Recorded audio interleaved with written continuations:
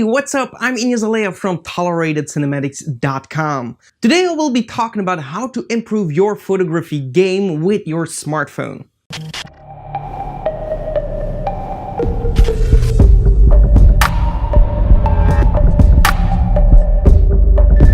Smartphones are becoming better and better at making photos and are extremely handy because they are so compact and you can carry them around all the time. So whenever you feel like making a picture, you can. Of course, there is still a big difference when it comes to real cameras making pictures, but sometimes you can barely tell the difference. So let's talk on how to make some awesome pictures with your smartphone so you can post some amazing photos of your journeys online. By the way, if you're interested in following my photography or behind the scenes, definitely follow me on Instagram at Inyas Alea. Alright, so tip number 1 for making better photos. A smartphone comes with a standard lens, and depending on the phone, you might have a decent quality lens or a bad quality lens. I, for example, have the Samsung S8 Plus, which is absolutely amazing in making photos for a smartphone. It's incredible, but if you try to vary some kind of lenses that you can find online to improve your photo styles. For example, I have these lenses from Camkix, which you can check out with the link in the description. They're actually really inexpensive and amazing. It comes with a new case for your phone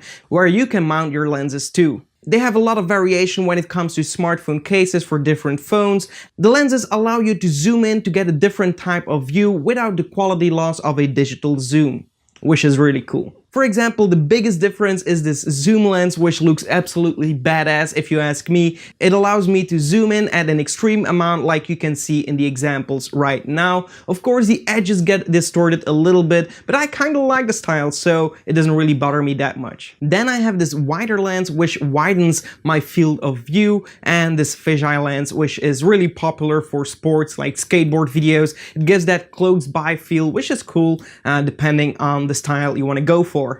Alright, so tip number 2, try to shoot RAW in professional mode if your smartphone allows it. For this, you will need some knowledge on how a camera actually works, because the professional mode or app that you will be using for more manual settings is comparable to the settings of a real camera. So you'll have to know what ISO, aperture, and shutter means before using these settings, of course. Shooting RAW means that the photo you take will consist of more information than what you see on your image, meaning that if you would like to manipulate your photo afterwards, you will be able to pull back more information than a regular JPEG photo. For example, if you have an overexposed area in your photo, with a normal photo you won't be able to fix this. With a RAW photo you will be able to pull back all that information so it doesn't look overexposed, and your sky, for example, will still look awesome. Tip number 3, use sunglasses or any kind of dim glass to stylize your shot or to actually make sure that your image doesn't get overexposed. Like when you're shooting on a sunny day with an overexposed sky, use your sunglasses in front of your lens and you should get a better image. You can also try other kind of glass and put it in front of your lens. It's going to change the style dramatically and you can get some really creative shots this way. Tip number 4 is to take care of composition and lighting. I know this is pretty basic and this has nothing to do with your smartphone, but knowing how to compose an image is actually a make or break of your photo.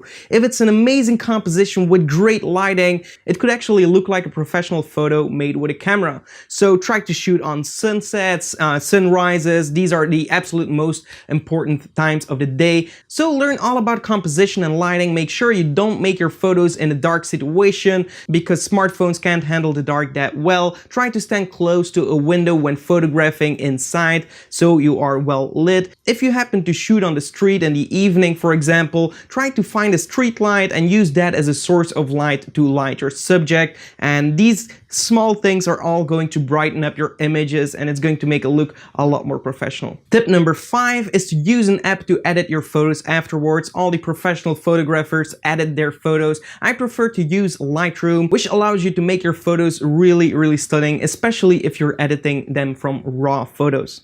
Alright, so that's it on how to improve your photography game using only your smartphone. I hope you enjoyed this video. If you did, give this video a like. Also check out our website, we have a bunch to offer. Links will be in the description. And apart from that, I hope to see you in the next one, and goodbye.